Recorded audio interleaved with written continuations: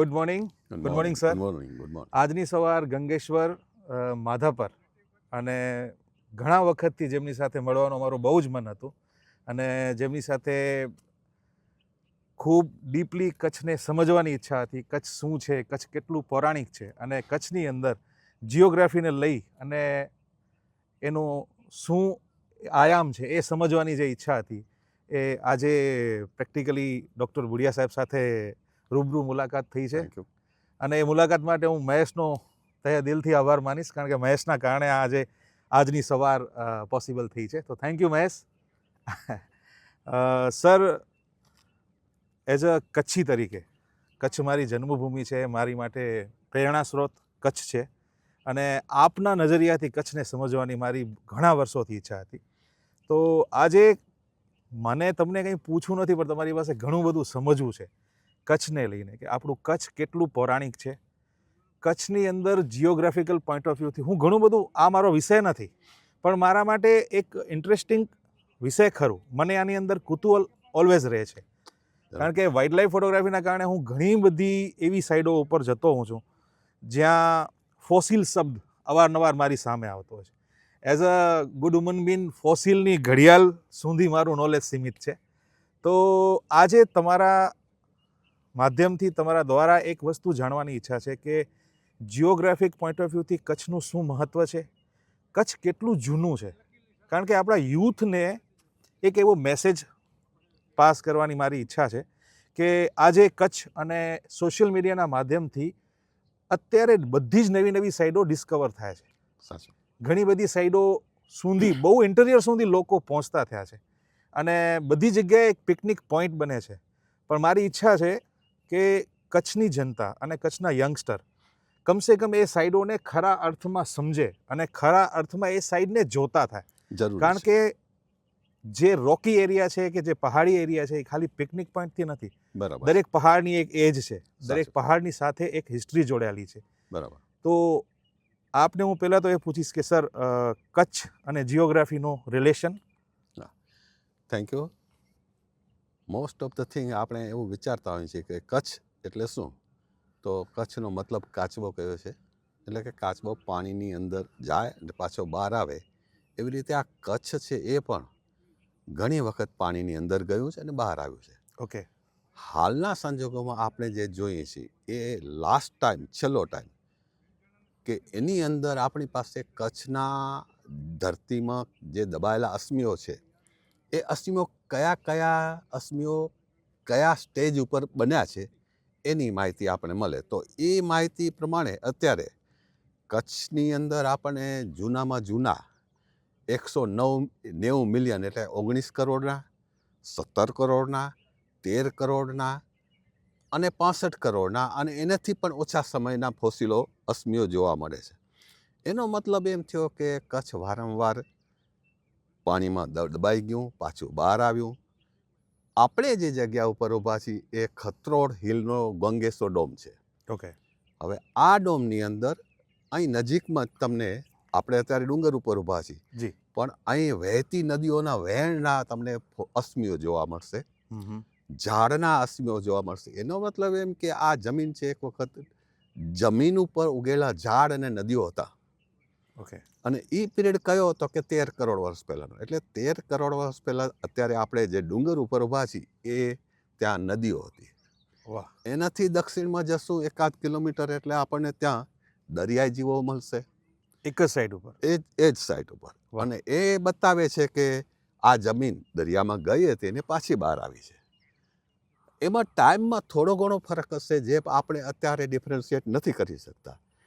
એટલા માટે જિયોલોજિકલ ટાઈમમાં એને ફેઝ 2 ફોસિલ કહ્યા છે, કે એવા ફોસિલો કે બે ભેગા થઈ ગયા છે પણ એને ડિફરન્શિએટ નથી થઈ શકતા.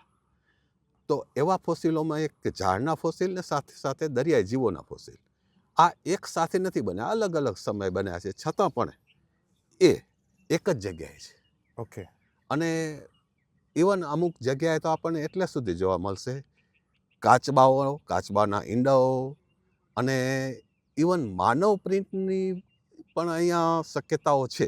પણ એ અત્યારે અવેલેબલ છે કે નહીં, જઈને જોઈશું ત્યારે ખબર પડશે. અચ્છા. એટલે કચ્છનો પીરિયડ આપણે એમ કહીએ તો 200 મિલિયન સુધી 190 થી 200 મિલિયન એટલો જૂનો છે. અને એના પછી છેલ્લે 25 મિલિયનના પણ મળશે. અચ્છા. દરિયા વિસ્તાર છે એ છેલ્લો બહાર આવ્યો છે. એટલે ત્યાં આપણને ઇઓસીન ટાઈમે લગભગ 40 થી 45 મિલિયન પહેલાના અવશેષો મળશે. જેમ કે લખપત, એની કોલસાની ખાણો, આ Okay. બધું છે એ પાછળથી બહાર આવેલું છે. અને છેલ્લે દરિયાઈ જીવોમાં એક મગરમચ્છનો અવશેષ હરુડીથી કાઢવામાં આવ્યો છે, જે લગભગ 40 થી 42 મિલિયન યર્સ ઓલ્ડ છે. અને એનો એક નમૂનો, સારામાં સારો નમૂનો ભારતીય સંસ્કૃતિ દર્શન મ્યુઝિયમમાં મૂકવામાં આવ્યો છે. Okay. એટલે આપણી પાસે બધા જ પુરાવા છે કે કચ્છ કેટલું જૂનું છે, કયા સ્ટેજ ઉપર કયા ફોસિલો બન્યા, કયા અશ્મિઓ બન્યા, અને બધા જ સ્ટેજના અશ્મિઓ કચ્છમાં અવેલેબલ છે. વાહ. એટલે કચ્છ છે એક એવી જગ્યા છે કે તમને જુદા જુદા સ્ટેજના બધા જ જાતના અશ્મિઓ મળશે અહીંયા. ક્યાં વાત. ઇવન આ ગંગેશ્વર ડોમમાં તમે 3 જાતના અશ્મિઓ એકસાથે મળશે. એટલે કચ્છ એ દુનિયાભરના જેટલા ફોસિલો છે એમાંથી 80% જાતના ફોસિલો માત્ર કચ્છમાં તમને મળી જશે. વાહ. એટલે કચ્છ એ તો જીઓલોજીકલ આખું મ્યુઝિયમ છે. ક્યાં વાત. હિમાલય આપણે કહીએ તો 65 મિલિયનનો એજનો થયો, એમાં જેટલા ફોસિલો મળશે એ તમને 1 કે 2 કે 3 જાતના મળશે. ઝાડ મળશે કે દરિયા જીવ મળશે કે એ રીતે મળશે, પણ અહીંયા તમને વિવિધતા મળશે. એટલે કચ્છ એ કચ્છ કચ્છ સૌથી પૌરાણિક છે, પૌ- એમાં કોઈ બે રાય નથી. સૌથી પુરાણિક એનાથી પણ જે દરિયામાં હતું એ વખતના ફોસિલો પણ મળશે. અને આખી કોરલ રીફ જમીન, દરિયામાંથી જમીન ઉપર બહાર આવી તો તમને આખું એ પણ જોવા મળે. ઓકે. પણ એ પીરિયડ કયો તો કે છેલ્લો પીરિયડ, એટલે કે 200 મિલિયનની અંદરનો પીરિયડ. કચ્છમાં 200 મિલિયન પહેલાંનું આપણને કાંઈ મળતું નથી. નથી. પણ એકચ્યુઅલી જમીન છે એ 2 અબજ વર્ષ જૂની છે. એટલે એના જુદા જુદા ફોસિલો જુદી જુદી જગ્યાએ મળે. એટલે એના માટે આપણે દુનિયાભરમાં ફરવું પડે. ફરવું પણ પડે. કચ્છમાં ફરીએ તો મોર દેન સફિશિયન્ટ. તમે કચ્છ જોયું તો બધું જ જોયું. ક્યાં વાત હે. ના સર, મને બહુ જ ગર્વ થાય છે. અને કચ્છ ની વાત હોય એટલે અચૂક મારા દિલની નજીક હોય, મારા દિમાગની પણ નજીક હોય. અને સર, સાથે સાથે એક બીજા ટોપિક ઉપર પણ વાત કરવા ઈચ્છીશ.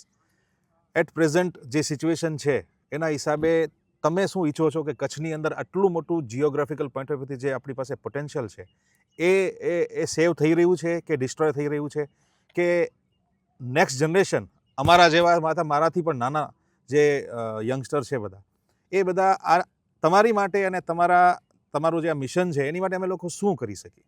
તમે એઝ અ કચ્છના યંગસ્ટરને કે યુથને શું મેસેજ આપશો? એકચ્યુઅલી અત્યારે ડેવલપમેન્ટનો ટાઈમ છે. એટલે ઇન્ડસ્ટ્રીયલ ડેવલપમેન્ટ ઘણું થઈ રહ્યું છે. અને ઇકોનોમિક્સની દ્રષ્ટિએ વિચારીએ તો એ જરૂરી પણ છે. જરૂરી પણ છતાં આપણે સાવચેત રહેવાની જરૂર છે કે અહીંયા માઇનિંગ એટલું બધું થાય છે અને એમાં બેફામ થાય છે, ઇલીગલ પણ થાય છે. એટલે એમાં ઘણું જ બધું આપણે ખોઈ નાખતા ખોઈ હોઈએ. નાખી છે.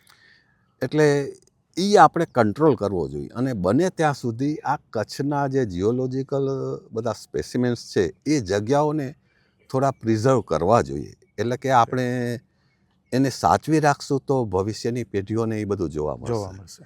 જો કે આ ડુંગરો કંઈ ખોદાઈ નથી જવાના, આમાં રહેવાના જ છે. પણ અહીંયા જે પથ્થરની માઇનિંગ થતી હોય, આ થતું હોય, તો એ બધી વસ્તુઓ આપણે મિસ કરતા જઈએ છીએ. એટલે એ બધું ભવિષ્ય માટે આપણે સાચવી રાખવું જરૂરી છે. જરૂરી છે. એટલે એના માટે પ્રિઝર્વેશન જરૂરી છે. અને એના માટે જીઓલોજીકલ ડિપાર્ટમેન્ટના અમુક તજજ્ઞો છે એ પ્રયત્ન પણ કરે છે. અને આપણે પણ ઈચ્છીએ કે એ લોકોને સફળતા મળે અને આપણે એને સાથ આપીએ. તો મારો એ જ સંદેશ છે કે તમે જે છે એ સાચવો, એને જેમ તેમ વેડફો નહીં. સર, આજના દિવસે આ સંયોગે આપણે બધા ભેગા થયા છીએ, તો આ સાઈડને આપના પોઈન્ટ ઓફ વ્યૂથી મારી જોવાની ઈચ્છા છે. તો આપણે બધે ચાલીએ સાથે, અને તમે અમને ફોસિલ વિશે, હા. આ જગ્યા વિશે અને કચ્છનું જે પુરાતન હિસ્ટ્રી રહી છે, અવારનવાર હું ડાયનાસોર વિશે પણ સાંભળતો હોઉં છું કે કચ્છ અને ડાયનાસોર, કચ્છમાં ડાયનાસોરના ઈંડા, એ બધા વિશે પણ થોડુંક કંઈક બ્રીફિંગ કરો ને પછી આપણે ચાલતા ચાલતા શૂટ કરશું. હવે આ વિસ્તાર છે, આ વિસ્તારની અંદર આપણે વાત કરી કે દરિયાઈ જીવો મળશે. એટલે અહીંયા અમે કાચબાના ફોસિલો લીધા છે. એના ઈંડાઓની આખી હેચરીઝ છે એ પણ આપણે અત્યારે જોશું. અચ્છા. ઇવન મગરમચ્છના ઈંડા પણ અહીં આ વિસ્તારમાંથી મળેલા છે. એટલે આ વિસ્તાર છે એ દરિયાઈ જીવો અને એ ઉપરાંત ઝાડ અને થડના ફોસિલો એ પણ જોવા મળશે. આ વિસ્તાર એટલે ગંગેશ્વર ડોમ, ટપકેશ્વર, લંકી, આ બધો જ વિસ્તાર છે એ લગભગ 13 કરોડ વર્ષ જૂનો છે. ઓકે. હવે સવાલ એમાં આપણે એ જ્યુરાસિક પીરિયડમાં કહેવાય. જ્યુરાસિક પીરિયડ એટલે અર્લી જ્યુરાસિક, મિડ જ્યુરાસિક અને લેટ જ્યુરાસિક. તો આ વિસ્તાર છે મિડ જ્યુરાસિક છે. હવે અહીંથી આપણે ડાયનોસોરના સ્પેસિમેન અવશેષો મળવાની શક્યતા ઓછી, પણ જે ખડીરના છે ડુંગરો છે એમાંથી જ રિસન્ટલી આપણે અર્લી ડાયનોસોર વખતના, અર્લી ડાયનોસોર એટલે કે જ્યુરાસિક પીરિયડના ફોસિલો કલેક્ટ કર્યા છે. પણ અહીંયાથી તમને માત્ર અને માત્ર મગરમચ્છ એટલે કે દરિયાઈ જીવો, બેલેમનાઇટ્સ, એમોનાઇટ્સ એ બધું જોવા મળશે. ઓકે. અને કાચબાઓ કે મગરમચ્છો ઈંડા મૂકવા માટે જે રેતાળ પ્રદેશમાં આવે, હવે એ રેતાળ પ્રદેશમાં ત્યાં ઈંડા એમને ફોસિલ થઈ ગયેલા છે. તો એ ફોસિલ થઈ ગયેલી હેચરીઝ આપણે જોવા મળશે. ઓકે. એટલે આપણે અહીંથી સ્ટાર્ટ કરશું. પહેલાં આ જ વિસ્તારમાં આપણે જ્યાં ડુંગર ઉપર ઊભા છીએ એ એક વખત નીચાણનો ભાગ હતો. નીચાણો એટલે કે દરિયાને મળતી નદીઓ, એ લેવલનો સી લેવલનો વિસ્તાર હતો. ત્યાં નદીઓ વહેતી હતી. તો આપણે એ વહેણના જે રિપલ્સ હોય એ રિપલ્સ ફોસિલ થયેલા અહીંયા જોવા મળશે. આપણે ત્યાંથી જઈને સ્ટાર્ટ કરશું. જી જી જી. અને આજની સવારમાં મારા માટે બહુ જ ગોલ્ડન ઓપોર્ચ્યુનિટી આજે છે તમારી સાથે વાત કરું છું. એ પણ અખિલેશભાઈ, 1 મિનિટ તમે આવી જાઓ, જોડાઈ જાઓ સાથે. અખિલેશભાઈ અંતાણીના આર્ટિકલ વાંચી અને મોટા થયા છીએ. અને શું કહું, મારા માટે બહુ જ પ્રાઉડ ફીલ કરવાની વાત છે કે આજે અમારા વાઇલ્ડ લાઈફ વોર્ડન પણ અમારી સાથે છે. દલપતભાઈ પ્લીઝ, આજે જે લોકો આ સવારના બધા ભેગા થયા છે, બધા વ્યક્તિઓ પોતપોતાની વ્યક્તિત્વની હું વાત કરું તો બધા મોટી મોટી યુનિવર્સિટી છે. અને આ બધા વ્યક્તિઓનો ખરા અર્થમાં આપણે એમને સમજીએ ને તો આઈ થિંક આપણું જીવન સાર્થક રહેશે. દલપતભાઈ સાથે બહુ નાનકડો મારો પરિચય રહ્યો છે, પણ જ્યારે અમે બેઠા છીએ આઈ થિંક કદાચ 2-3 કલાકથી વધારે બેઠા છીએ. અને અખિલેશભાઈનું સાનિધ્ય નથી મળ્યું, પણ અખિલેશભાઈને હું એટલી અપીલ જરૂર કરીશ કે એમના જે હિમાલયના પ્રવાસોના છેલ્લે મેં સોશિયલ મીડિયા ઉપર અમુક લાઈવ જોયા હતા. તો અખિલેશભાઈ, એ તો મારા દિલમાં બેસી ગયા છે. એટલે એની માટે સ્પેશિયલી ક્યારેક તમારી સાથે અલગ બેઠક કરવાની ઈચ્છા છે. બુડિયા સર, નર્મદા અને આ બંને ડેફિનેટલી. હવે અમે તમારા હવાલે છીએ. ચાલો, બરાબર છે. તમે તમારા નજર સાહેબને માણવા માટે અને એક્ઝેક્ટલી જાણકારી લેવા અમે તો ઘણા વર્ષોથી જી યુનિવર્સિટી તો નહીં, પ્લીઝ તમે સર થોડુંક કયો, સર વિશે કયો થોડુંક. આધાર સાથેની માહિતી અત્યાર સુધી વાંચ્યું ઘણું છે આપણે. Doctor H.H. બુડિયા કદાચ છેલ્લા 40 વર્ષથી 35 વર્ષથી હું એમના પરિચયમાં છું. મળવાનો પ્રસંગ બહુ ઓછો બનતો હોય છે, કારણ કે મોટાભાગે એ પણ વિદેશ UK વસે છે. અને જ્યારે પણ કચ્છ આવે 2-3 મહિના, ત્યારે કચ્છની ભૂગોળ અને કચ્છનો ઇતિહાસ અને કચ્છની જિયોગ્રાફિકલ એના વિશે ખૂબ એમનું મનન ચિંતન અને એમના આર્ટિકલ્સ વર્લ્ડ લેવલના જે જર્નલ્સ હોય એના અંદર પણ બુડિયા સાહેબે ખૂબ લખ્યું છે. અને એમની પાસે કદાચ કચ્છની અંદર ભાગ્યે જ કોઈ પાસે હોય એટલી કચ્છની જેને કહીને કે પ્રાકૃતિક સંપદા છે અને કચ્છનો જે પરિચય છે એ કદાચ મેં પણ મારા ઘણા આર્ટિકલ્સની અંદર, કારણ કે હું જ્યારે કચ્છ મિત્રમાં મારી કચ્છ વિશેની કોલમ ચલાવતો ત્યારે મેં બુડિયા સાહેબને ઘણી બધી વાર ટાંક્યા પણ છે એમના સબ્જેક્ટને લઈને. તો આજે આપણે ખરેખર ભાગ્યશાળી છીએ કે અશોકભાઈની સાથે રહીને, દલપત દાદાની સાથે રહીને બુડિયા સાહેબને માણવાના છીએ. દલપત દાદા, ધન્યવાદ. યસ, તમે પણ 2 શબ્દ બુડિયા સાહેબ માટે કયો એવી મારી ઈચ્છા છે. આપણે ઇતિહાસની, ભૂગોળની, પુરાતત્વની, જિયોગ્રાફીની ઘણી બધી વાત કરતા હોઈએ છીએ. અને કચ્છ તો એટલો વિશાળ છે ને એટલો ઇન્ટરેસ્ટિંગ છે કે એમાં આપણે જાણવા સમજવા જિજ્ઞાસુ અને કોઈ એનો અંત જ નથી. મારો પરિચય એવી રીતે આપું છું કે આ કચ્છ નામની ખુલ્લી કિતાબનો હું Yes. વિદ્યાર્થી છું. ચોક્કસ 45 વર્ષથી ભણું છું અને રોજ નવું શીખું છું. ક્યાં વાત હે. તમે એમ પૂછી શકો કે દલપતભાઈ આ છેલ્લા અઠવાડિયામાં તમને શું જાણવા મળ્યું, તો હું તમને કહી શકું. પણ ભુડિયા સાહેબને મળ્યા પછી એ મારી જે બધી વાત હતી એ ટુ ધી ગ્રાઉન્ડ થઈ. કારણ કે બુક્સમાંથી કે બધેથી વાંચતા હતા, પણ જ્યારે સાહેબને પહેલી વખત મળવાનું બન્યું ત્યારે એમણે તો એક એક જગ્યાની એમ કીધું ચાલો તમને બતાવું.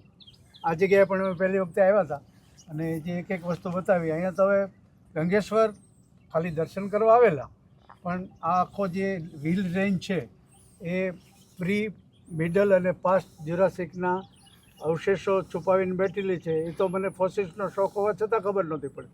એક નહીં પણ અનેક સબ્જેક્ટમાં. અને પછી દરેક વખતે જ્યારે પણ ભુડિયા સાહેબ આવે ત્યારે અમે એનો જે કેટલાક મિત્રો છે એ પૂરેપૂરો લાભ લઈએ. અને કોઈ પણ જગ્યાએ નવી જવાનું હોય કોઈ પણ, તો એ બધી વખતે, અને એમનું ડોક્યુમેન્ટેશન સૌથી વધારે શીખવા જેવું છે. આપણે બધા જતા હોઈએ છીએ અને પછી તરત જ ફોટા પાડીને પાછા આવી જઈએ છીએ ને પછી કંઈ ટાઈમે નથી હોતો. પણ એ પાછા સંદર્ભો મેળવે છે.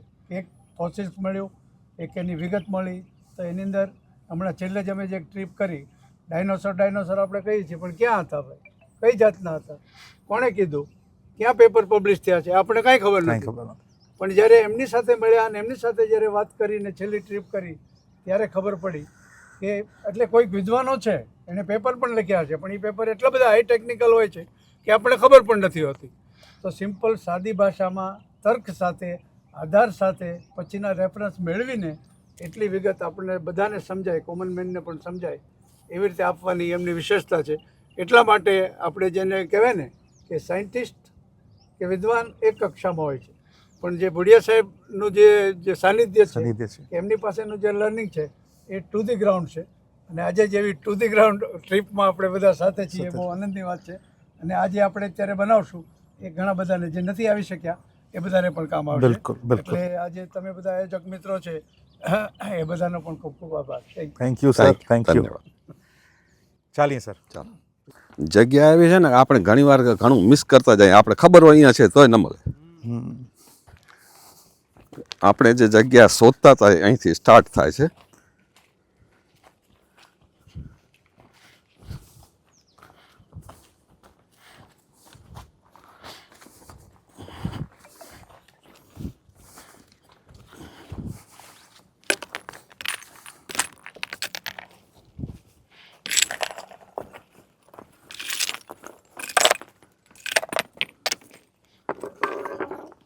ઓકે, શું લાગે છે? હા, કોઈ ઓપિનિયન ના આપ્યો. શું લાગે સર? વેવ્સ જેવું લાગે છે. હા, આ રિપલ્સ છે, સેન્ડ રિપલ્સ, પાણી વયા છે એની નિશાની. ઓકે, ફોસિલમાં એ આખું જે રિપલ્સ છે એમને દરિયામાં ગયા હશે, દટાઈ ગયા હશે, આ ફોસિલ્સ બની ગયા. હવે ઓપન થયું છે ઘસારાને કારણે, વરસાદને કારણે, જે કંઈ આપણે જોવા મળે. એનો મતલબ એમ કે પાણી વયું છે. હવે આ ડુંગર છે, ડુંગર ઉપર તો રિપલ્સ બને નહીં. એટલે આ એકચ્યુઅલી પહેલાં નદી હતી નીચે. ઓકે. અને એ નદીમાં જે પાણીના વહેણ વહેતા હતા એનું આ નિશાન છે. એટલે નદીના તળિયાના સેન્ડ રિપલ્સ છે. વાહ. અને એ 130 કરોડ 130 મિલિયન એટલે કે 13 કરોડ વર્ષ જૂના છે. આ ડુંગર એ પછી બહાર આવ્યો છે. એટલે આપણે અત્યારે ઊંચાઈ ઉપર આવી ગયા. એકચ્યુઅલી આ નદીનું તળિયું હતું. ઓકે. હવે આટલું જ નહીં, આપણે સામે જાશું ને તો ત્યાં તમને જબરદસ્ત વેવ મળશે. આ ટાઈપના જ? આનાથી મોટા મોટા. અચ્છા. એટલે આપણે એ બંને વચ્ચેનો ડિફરન્સ છે. આ છે છીછરા વેર પાણીના છે, બરાબર, નાના નાના રિપલ્સ. ત્યાં તમને મોટા રિપલ્સ જોવા મળશે. ગ્રેડિયન્ટ વધારે હશે ત્યાં આગળ. એટલે આ આખો વિસ્તાર છે એ નદીનો વિસ્તાર હતો. વિચાર કરો, અહીંથી 1.5 કિલોમીટરનો વિસ્તાર છે, એ આખી નદી હતી. આપણે કોઈ દિવસ અંદાજે પણ ના આવે કે આવડી મોટી નદી. અને 13 કરોડ વર્ષ પહેલા જાતિ ક્યાં હશે? તો કે આ બાજુ દરિયામાં જાતી હતી, કારણ કે આ તો જમીન છે. રાઈટ. એટલે પાણીનો વેણ આમ હતો, દરિયો ત્યાં હતો. એટલે આપણે દરિયાના જીવો ત્યાં મળશે, એના અસ્મિઓ મળશે. એટલે આપણે બધી ખાતરીઓ મળી જશે કે ભાઈ અહીંયા દરિયો હતો, અહીંયા નદીનું પાણી આમ જતું હતું. અને ત્યાં આપણે કાચબાના ઈંડાઓ કાચબાઓ જે કિનારા ઉપર રેતીમાં જે બીચ ઉપર ઈંડા મૂકતા હોય એ એમને ફોસિલ થઈ ગયેલા છે, એની હેચરીઝ એના આખા આપણે ત્યાં જોવા મળશે.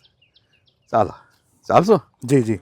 ટોટલ એના છે. હા, તો એ એક્ઝેક્ટલી ટર્ટલ ઉપરથી જ નામકરણ થયું છે.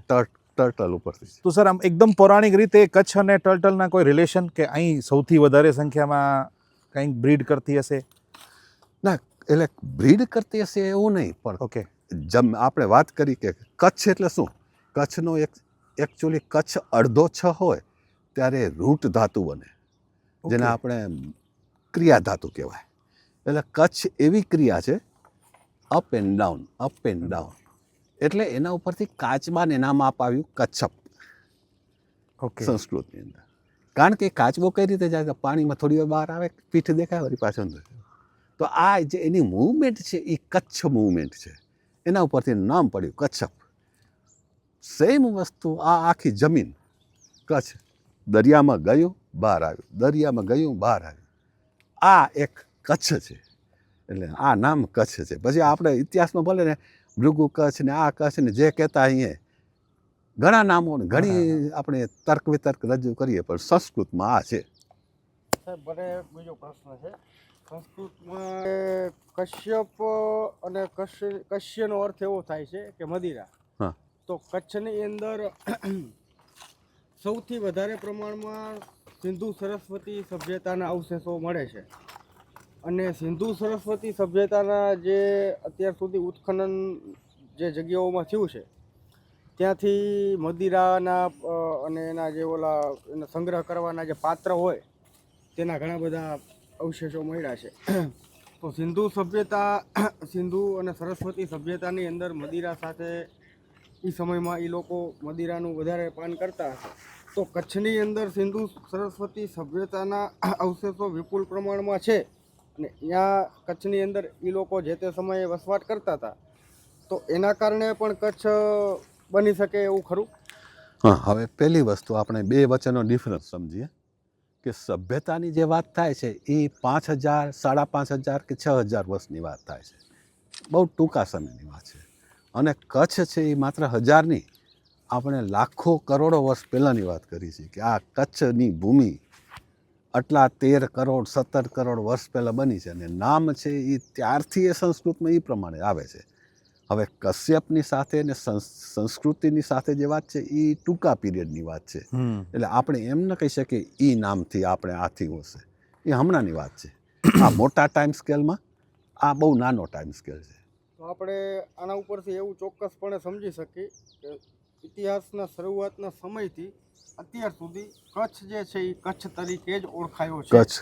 કચ્છ તરીકે જ છે, એના સાથે બીજો કોઈ નામ જોડાણું નથી. ઘણા ઇતિહાસમાં ઘણા જુદા જુદા નામો તર્ક વિતર્કો આપવામાં આવ્યા છે, પણ એકચ્યુઅલી જે આપણે લાંબા ગાળાની વાત કરીએ તો આ જમીનની જે સંબંધ છે ત્યાં સુધી કચ્છ જ છે. ક્યાં વાત.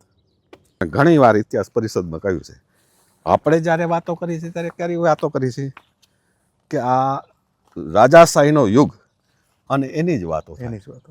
પણ એ હજી 450 વર્ષની આજુબાજુનું છે. એનાથી પહેલા કોણ રાજા હતો સવાલ એ થાય. અને હકીકતમાં તમે બધા બોમ્બે ગેઝેટિયર્સના રેકોર્ડ જોશો તો તમને આગળ મળશે કે આપણે એકચ્યુઅલી ખંડણી ભરતા હતા. રાઈટ. તો એ બધા એકાઉન્ટ્સ જોઈએ ત્યારે ખબર પડે કે આ તો આટલી લાખ કોરી આપણે આને ચૂકવી. તો આપણને જે આ પીરિયડની વાત છે એ માત્ર ને માત્ર આપણા આ ઇતિહાસ યુગની, પ્રેઝન્ટ ઇતિહાસ યુગની વાત છે. એનાથી આગળ જશો તો તમને આખા વહીવંચાના રેકોર્ડ મળશે કે આટલા 1000 વર્ષ પહેલાં ફલાણો રાજા હતો, લાખા ફુલાણી હતો, આ હતું. એનાથી પહેલાં કોણ હતા અહીંયા તો કે સૌરાષ્ટ્રમાં કોણ ગયા છે? કાઠીઓ ગયા છે. તો એના અવશેષો પણ અહીંયા મળશે. અને એનાથી આગળ તમે મોમાઈ પુરાણ અને આ બધા પુરાણો વાંચશો ત્યારે એ તમને કહેશે કે મોમાઈ દેવ છે એ લાખોન પાસે જે જંધરીયો ડુંગર છે ચંદ્રુ, ત્યાંથી કરીને મણિયારો ડુંગર ગયા, મણિયારો ગઢ ગયા, ત્યારે રસ્તામાં રાતવાસો એને ભુજનગરમાં જે કર્યું આવું લખ્યું છે. અચ્છા. અને એટલું જ નહીં, કચ્છના મ્યુઝિયમમાં એક સ્પેસિમેન છે, એ મૂર્તિમાં સંસ્કૃતમાં વિક્રમ સંવત 1300 લખેલી છે અને એ ભુજના સ્ટેપવેલમાંથી લેવામાં આવ્યું છે એવું આર્કિયોલોજીકલ સર્વે ઓફ ઇન્ડિયાની એપિગ્રાફિયા ઇન્ડિકાની જે લાઇબ્રેરી છે એમાં 1.25 લાઈન લખી છે. અચ્છા. એટલે આખી લાઇબ્રેરીમાં માત્ર એટલી 1.25 લાઈન છે, પણ એમાં વિક્રમ સંવત 1300 લખેલી છે. તો 1300 એનો મતલબ એ કે ભુજ નગર મધ્યે જે રાતવાસો કર્યો હતો એ 1300ની આજુબાજુ જે હતો એની મૂર્તિમાં સંસ્કૃતમાં કંડારાયેલું છે. ક્યાં વાત. એટલે ભુજ રાવ ખેંગારજીએ જ્યારે સ્થાપના કરી એના પહેલા પણ ભુજ ભુજ હતું. હતું. ભુજ હતું. અને ભુજનો અર્થ શું થાય સંસ્કૃતની ડિક્શનરી ખોલશો એટલે ખબર છે. આપણે એમ હાથ ઊંચો કરીને બતાવી દઈએ આપણે આટલી જ ખબર છે. આ ભુજા છે, નારી જાતિ છે. ભુજ મૂળ ધાતુ છે, ક્રિયા ધાતુ. એ ભુજનો અર્થ શું થાય તો કે સર્પની ગતિ જે છે એને ભુજ કહી છે. ઓકે. અને ભુજનો બીજો અર્થ થાય to adapt, to look after, to rule. આ વિલિયમ મોનિયસની સંસ્કૃત ડિક્શનરીમાંથી લેવામાં આવેલો ચોથો અર્થ છે. ક્યાં વાત. એટલે આપણે ડિક્શનરીઓ ખોલીને જોઈએ ત્યારે ખબર પડે કે ભુજનું નામ શું કરવા ભુજ રહ્યું હશે. કોઈ એડેપ્ટ કર્યું હશે, કોઈ રૂલ કર્યું હશે, કોઈ ગવર્ન કર્યું હશે, કોઈ લુક આફ્ટર કર્યું હશે. મતલબ કે દત્તક લેવું. ઓકે.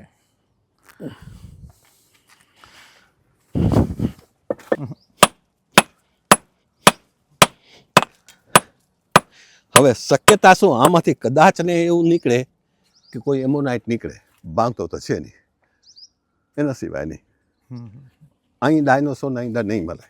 આપણે વાત કરી હતી કે જી. આ જમીન કાચબાની હેચરી છે કાચબા ને મગરમચ્છ ને એવું બધું મળશે. અને એ એક જ સ્ટાઇલથી ઈંડા મૂકતા હા, હોય બસ છે. સહી. મગર અને કાચબાની એક જ સ્ટાઇલ છે. આવો આવો. ના, ના. તમારી ઓળખાણ?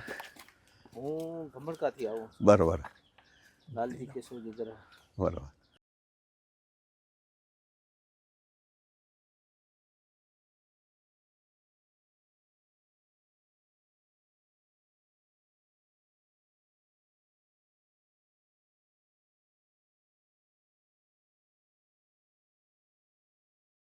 આ ફોરેસ્ટની બાઉન્ડ્રી છે તો અહીંયા નવી પ્રાઇવેટ બાઉન્ડ્રી થઈ ગઈ.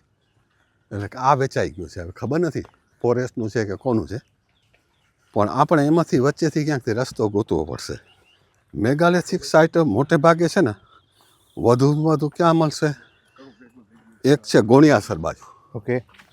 પણ આપણે મેગાલિથિક કહી છે, હા. પણ ત્યાં એક શિલાલેખ છે બ્રાહ્મી લિપિનો, ઓકે. અને એનું આખું અર્થઘટન ને બધું થયેલું એ છે. હા. તો એ સત્રપ બતાવે છે, અચ્છા. વેસ્ટર્ન સત્રપ, જેના શિલાલેખો કચ્છ મ્યુઝિયમમાં પણ છે. અને એનું ડિસ્ક્રિપ્શન ને ડિટેલ છે એ આર્કિયોલોજી સર્વેની જે એપિગ્રાફિયાની બુક છે એમાં બધું જ આપ્યું છે. ઓકે. લગભગ 4 થી 5 પાના ડિટેલમાં આપ્યા છે. એ કઈ લગભગ 7મી 8મી સદી હશે. ના ના, સત્રપની પહેલી સદી.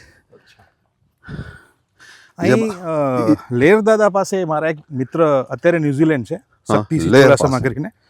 લેર પાસે વર્ષો પહેલા એમણે આ રિલેટેડ એક સાઇટ ડેવલપ મતલબ ગોતેલી, હમ. અને એક આઈ થિંક કદાચ ઘણી સાઇડો એવી પણ મળે છે ને સર, મેગાલિથિક સાઇટ જ્યાં રિવરની આજુબાજુ જ એ કબ્રસ્તાન હોય છે, એવું કંઈ હોય છે? હા હોય, કારણ કે જ્યાં રિવર છે, પાણી છે, ત્યાં જ વસ્તી છે, ત્યાં જ અને વસ્તી એની છે. બાજુમાં જ કબ્રસ્તાન છે. એટલે કોઈ પણ આપણે એને મેગાલિથિક નથી કહેતા, ઓકે. પણ આર્કિયોલોજીકલ કહીએ. ઓકે. તો આર્કિયોલોજીકલ સાઇટમાં તમને એક કરતાં વધુ સ્ટેજ જોવા મળશે. એક સ્ટેજમાં રહેણાંક હશે, જેમ ધોળાવીરામાં સિટાડેલ છે એની આજુબાજુનો રહેણાંકનો વિસ્તાર છે.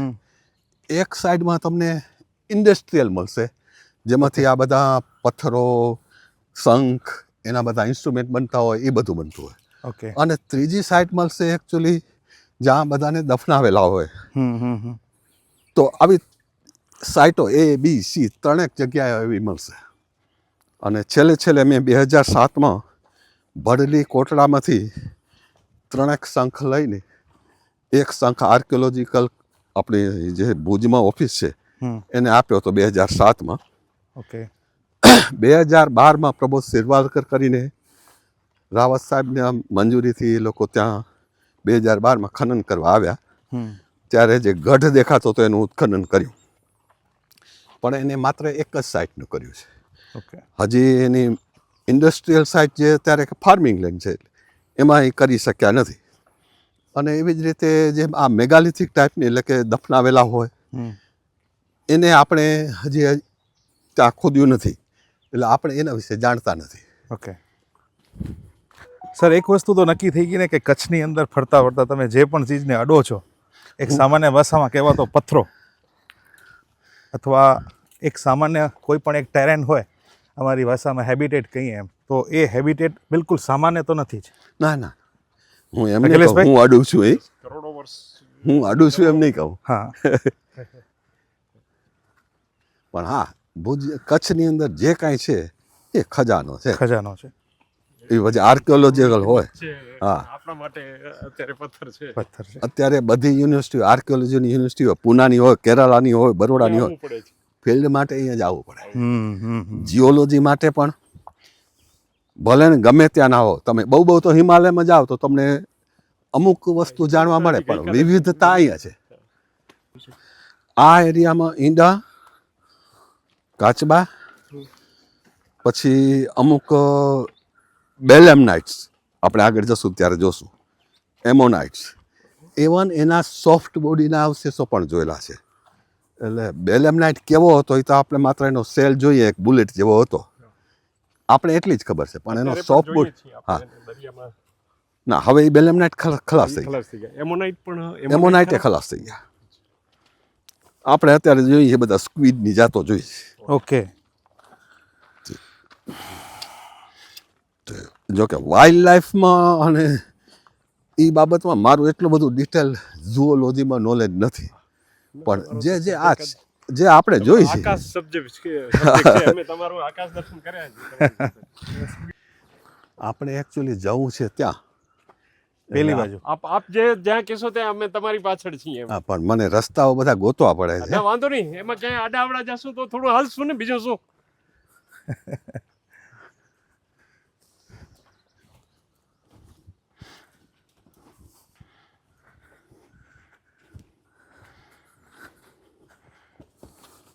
આ જીઓલોજીનો જે યુનિવર્સિટીનો ડિપાર્ટમેન્ટ છે ને, હા. એટલે બધાને લઈને અહીંયા આવતો, ઓકે. ઇવન એના પ્રોફેસરોને ઇન્વાઇટ કરતો. ઓકે. એટલે અગાઉ એ રીતે કરતો હું બધું. હા હા હા. પણ એ બધું છે ને ત્યારે શક્ય હતું, હવે એટલું બધું બિઝી થઈ ગયું અને મારી પાસે ટાઈમ ઘટ્યો, એટલે આ બધું હવે ઓછું થાય છે. પણ અત્યારે જે જીઓલોજીનો ડિપાર્ટમેન્ટ ફૂલ્યો ફાલ્યો છે એ બધું આનું જ ફળ છે. ઓકે. ત્યારે તો માત્ર ને માત્ર બીએસસી કે એમએસસી સુધી થતું હતું. હવે અત્યારે પીએચડી સુધીના લેવલના બધા અભ્યાસો થાય છે. ઓકે. એટલે અત્યારે જે એડવાન્સ સિચ્યુએશન છે એ પ્રમાણે સારી છે, પણ એક અછત છે કે આપણી પાસે એક્સપર્ટ માણસો નથી. ઓકે. જેમ કે ધરતીકંપ આપે તો મહેશ ઠક્કરે સિઝમોલોજી વિશે સારું નોલેજ મેળવ્યું, પણ ફોસિલ વિશેનું જે પેલિયન્ટોલોજીનું નોલેજ છે એવા એક્સપર્ટ નથી, કચ્છમાં નથી. મતલબ જિયોગ્રાફિકલ પોઈન્ટ ઓફ વ્યૂ આટલું પોટેન્શિયલ હોવા છતાં હા, પણ જે એક મહત્વ યા ઇમ્પોર્ટન્સ મળવું જોઈએ આપણી હા. જગ્યાને, એ પણ નથી મળતું, અને પ્લસ કોઈ આ લાઈનના એક્સપર્ટ પણ એક્સપર્ટ નથી. નથી. બરોડા છે તો ઓકે. બરોડાથી અહીંયા આવ્યાવાળા એ બધા અનએક્સપિરિયન્સ, ભલે હેડ ઓફ ધ ડિપાર્ટમેન્ટ છે, પણ હા. પેલિયન્ટોલોજીના એક્સપર્ટ જે કહીએ અહીંયા આવીને એને કાંઈ કામ નથી કર્યું, એટલે અહીંની એને કાંઈ ખબર નથી. એટલે એમ કહો કે મારા જેવા અજ્ઞાન માણસે એને બધું બતાવવું પડે, તો એ સ્ટેજમાં છીએ આપણે. ઓહો. અને એમાં સ્પેસિફિકલી પેલિયન્ટો